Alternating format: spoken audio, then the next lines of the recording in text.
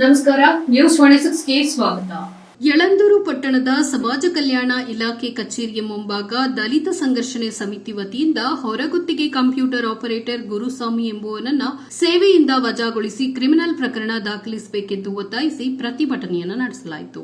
ಪಟ್ಟಣದ ಸಮಾಜ ಕಲ್ಯಾಣ ಇಲಾಖೆ ಕಚೇರಿಯ ಮುಂಭಾಗ ಗುರುವಾರ ದಲಿತ ಸಂಘರ್ಷ ಸಮಿತಿ ಹಾಗೂ ವಿವಿಧ ಸಂಘಟನೆಗಳು ಸಮಾಜ ಕಲ್ಯಾಣ ಇಲಾಖೆಯಲ್ಲಿ ಕರ್ತವ್ಯ ನಿರ್ವಹಿಸುತ್ತಿದ್ದ ಕಂಪ್ಯೂಟರ್ ಆಪರೇಟರ್ ಗುರುಸ್ವಾಮಿ ಎಂಬಾತ ಇಲಾಖೆಯ ಅಧಿಕಾರಿಗಳ ಸೂಚನೆಯ ಮೇರೆಗೆ ಆತನನ್ನ ಕೆಲಸದಿಂದ ವಜಾಗೊಳಿಸಲಾಗಿದ್ದು, ವಜಾಗೊಂಡ ಗುರುಸ್ವಾಮಿ ಇಲಾಖೆಯ ಸಹಾಯಕ ನಿರ್ದೇಶಕರಿಗೆ ಧಮಕಿ ಹಾಕಿರುವ ಬಗ್ಗೆ ಹಾಗೂ ವಜಾಗೊಳಿಸಿದರೂ ಕಚೇರಿಗೆ ಬಂದು ಹೋಗುತ್ತಿದ್ದುದನ್ನ, ಕಚೇರಿಯಲ್ಲಿ ನಡೆಯುತ್ತಿರುವ ಕೆಲಸ ಕಾರ್ಯಗಳಿಗೆ ತೊಂದರೆ ಕೊಡುತ್ತಿದ್ರಂತೆ. ದಲಿತ ಸಂಘಟನೆಯ ಮುಖಂಡರು ಇದನ್ನ ಪತ್ತೆ ಹಚ್ಚಿ ಆರೋಪಿಸಿ ಪ್ರತಿಭಟನೆಯನ್ನ ನಡೆಸಿದ್ರು. ನಮ್ಮ ಆಫೀಸರ್ಗಳು ಸರಿ ಇಲ್ಲ.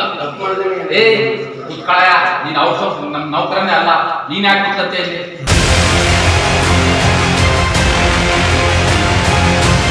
ಈ ಸಂದರ್ಭದಲ್ಲಿ ದಲಿತ ಸಂಘರ್ಷ ಸಮಿತಿಯ ಜಿಲ್ಲಾ ಸಂಚಾಲಕರಾದ ಯರಿಯೂರು ರಾಜಣ್ಣ ಮಾತನಾಡಿ, ತಾಲೂಕು ಸಮಾಜ ಕಲ್ಯಾಣ ಇಲಾಖೆ ಡೇಟಾ ಎಂಟ್ರಿ ಆಪರೇಟರ್ ಕಳೆದ 10 ವರ್ಷಗಳಿಂದ ಹೊರಗುತ್ತಿಗೆ ನೌಕರರಾಗಿ ಕೆಲಸ ಮಾಡುತ್ತಿದ್ದು, ಈತ ಕೆಲವು ಕಡತಗಳ ಮಾಹಿತಿಗಳನ್ನ ಕೆಲವು ಸಂಘಟನೆಗಳ ಮುಖಂಡರಿಗೆ ನೀಡಿ ಇಲಾಖೆಯ ಮಾನ ಮರ್ಯಾದೆ ಕಳೆದು ಅಧಿಕಾರಿಗಳಿಗೆ ಬೆದರಿಕೆ ಹಾಕುತ್ತಿದ್ದು ಬೆಳಕಿಗೆ ಬಂದಿದೆ. ಆದ್ದರಿಂದ ಇಲಾಖೆಯ ಅಧಿಕಾರಿಗಳು, ಇಲಾಖೆಯ ಆಯುಕ್ತರು ಮತ್ತು ಪ್ರಧಾನ ಕಾರ್ಯದರ್ಶಿಗಳಿಗೆ ಸಾರ್ವಜನಿಕರು ನೀಡಿದ ದೂರಿನ ಮೇರೆ ಉಪನಿರ್ದೇಶಕರು ಆತನ ಮೇಲೆ ಶಿಸ್ತು ಕ್ರಮ ಕೈಗೊಳ್ಳುವಂತೆ ಸೂಚನೆ ನೀಡಿದ ಹಿನ್ನೆಲೆಯಲ್ಲಿ ಸಹಾಯಕ ನಿರ್ದೇಶಕರು ಹೊರಗುತ್ತಿಗೆ ನೌಕರರ ಗುರುಸ್ವಾಮಿ ಎಂಬುವರ ಬಗ್ಗೆ ಏಜೆನ್ಸಿ ಕಾಂತಿ ಏಜೆನ್ಸಿ ಅವರಿಗೆ ಮಾಹಿತಿ ನೀಡಿದ್ದು, ಕಾಂತಿ ಏಜೆನ್ಸಿಯವರು ಆತನನ್ನ ಸೇವೆಯಿಂದ ವಜಾಗೊಳಿಸಿದ್ರು. ಮತ್ತೆ ಕಚೇರಿಗೆ ಬರುತ್ತಿದ್ದ ಹಿನ್ನೆಲೆಯಲ್ಲಿ ಪ್ರತಿಭಟನೆಯನ್ನ ಹಮ್ಮಿಕೊಳ್ಳಲಾಗಿದೆ ಅಂತ ತಿಳಿಸಿದ್ರು. ಈ ಪ್ರತಿಭಟನೆಯ ಸಂದರ್ಭದಲ್ಲಿ ದಲಿತ ಸಂಘರ್ಷ ಸಮಿತಿಯ ತಾಲೂಕು ಸಂಚಾಲಕರಾದ ಚಂದ್ರಶೇಖರ್ ಗಣಿಗನೂರ್, ಎಚ್ಎಂ ಶಂಕರಮೂರ್ತಿ, ದುಗಟ್ಟಿ ಮಾದೇಶ್, ಕಂದಳ್ಳಿ ನಾರಾಯಣ್, ಅನಿಲ್ ಕುಮಾರ್,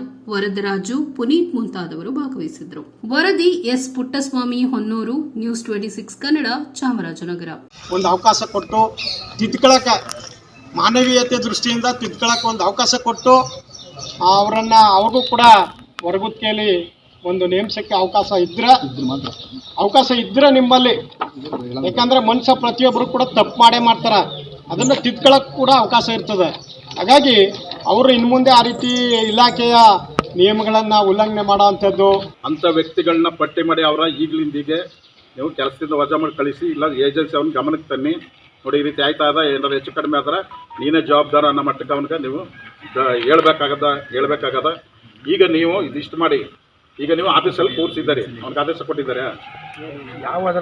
ಯಾಕೆ ಆಫೀಸಲ್ಲಿ ಕೂರಿಸಿದ್ದಾರೆ ಸರ್? ಈಗ ರಾಜನವ್ರು ಹೇಳಿದ ಮಾತುಗಳು ಬೇಕಾಗಿಲ್ಲ. ಈಗ ಸರ್ ಇಲ್ಲ, ನೀವೇ ಶಾಮೀಲಾಗಿದ್ದಾರೆ ಅಂತ ಅರ್ಥ. ಕೇಸ್ ಹೋಗ್ಬಿಟ್ಟು ಮಾಡಿ ಸರ್, ನಿಮ್ಮ ತಲೆ ಮೇಲೆ ಯಾಕೆ ಕೇಳಕಂದ್ರಿ ನೀವು? ಸರ್ ಡಿ ಸಾಹೇಬ್ರೆ, ನೀವೇ ಅವ್ರನ್ನ ಕಳಿಸಿ ಹೊರಗಡೆ ಅಂದ್ಬಿಟ್ಟು ಇವ್ರಿಗೆ ಲೆಟರ್ ಹಾಕಿದ್ರಿ, ಕರೆಕ್ಟಾ ಸರ್? ಮತ್ತೆ ನೀವೇ ಹೆಂಗ ಅವ್ರನ್ನ ಒಳಗೆ ಬಿಟ್ಕೊಂಡಿದ್ರಿ?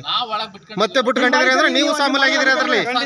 ಆ ವ್ಯಕ್ತಿನಿಗೆ ಇಲ್ಲಿ ಬಿಟ್ಕೊಂಡು ಮಾಡಿಸ್ತಾ ಇದೀರಿ ಅಂತ.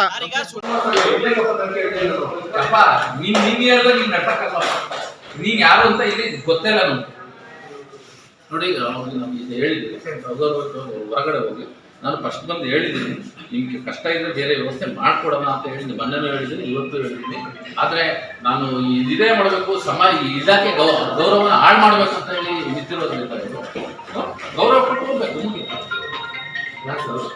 ಅಲ್ಲ, ಈ ನಮ್ಮ ಆಫೀಸರ್ಗಳು ಸರಿ ಇಲ್ಲ. ನೀನ್ ನಮ್ಮ ನೌಕರನೇ ಅಲ್ಲ, ನೀನ್ ಯಾಕೆ ಕುತ್ಲತ್ತೆ ಇಲ್ಲಿ?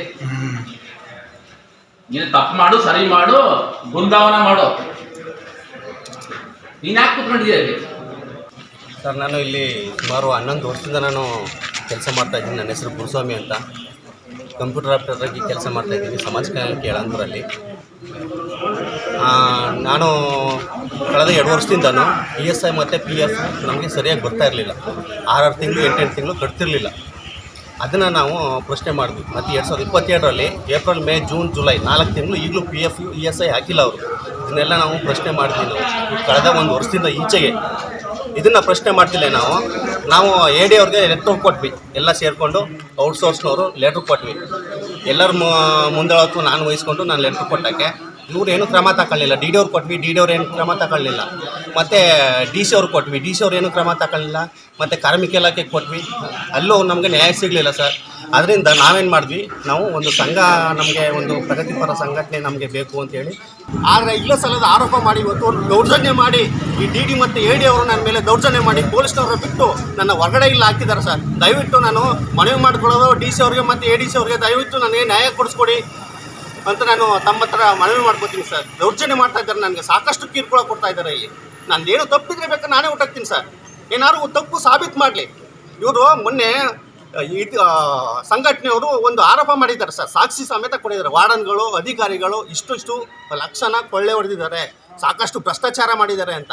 ಅದಕ್ಕೆ ಇವನೇ ಹೇಳಿರೋದು, ಅವ್ರಿಗೆಲ್ಲ ಮಾಹಿತಿ ಕೊಟ್ಟಿರೋದು ಇವನೇ ಅಂತ ನಾನು ಹೇಳಿಲ್ಲ ಸರ್ ಅದನ್ನು. ಆದರೆ ಇವನೇ ಮಾಹಿತಿ ಕೊಟ್ಟಿರೋದು ಅಂತೇಳಿ ನನ್ನ ಮೇಲೆ ಇಲ್ಲ ಸಲ್ಲದ ಆರೋಪಗಳನ್ನ ಮಾಡಿ ಇವತ್ತೊಂದು ದಿನ ನನ್ನ ಹೊರಗಾಕಿದ್ದಾರೆ ಸರ್. ನ್ಯಾಯ ಕೂಡ ಹೊರಗು ಒಂದು ವಾರ ಆಗಲಿ ಸರ್, ಒಂದು ತಿಂಗಾಗಲಿ ನಾನು ಇಲ್ಲೇ ತಗೊಂಡು ಕೊಡ್ತೀನಿ ಸರ್. ದಯವಿಟ್ಟು ನನಗೆ ನ್ಯಾಯ ಕೊಡಿಸ್ಕೊಡಿ. ಇದಾಗಿತ್ತು ಲೇಟೆಸ್ಟ್ ಅಪ್ಡೇಟ್ಸ್. ಇನ್ನಷ್ಟು ಸುದ್ದಿಗಾಗಿ ನೋಡ್ತಾ ಇರಿ News 26 ಕನ್ನಡ. ನಾವು ನಿಮ್ಮೊಂದಿಗೆ.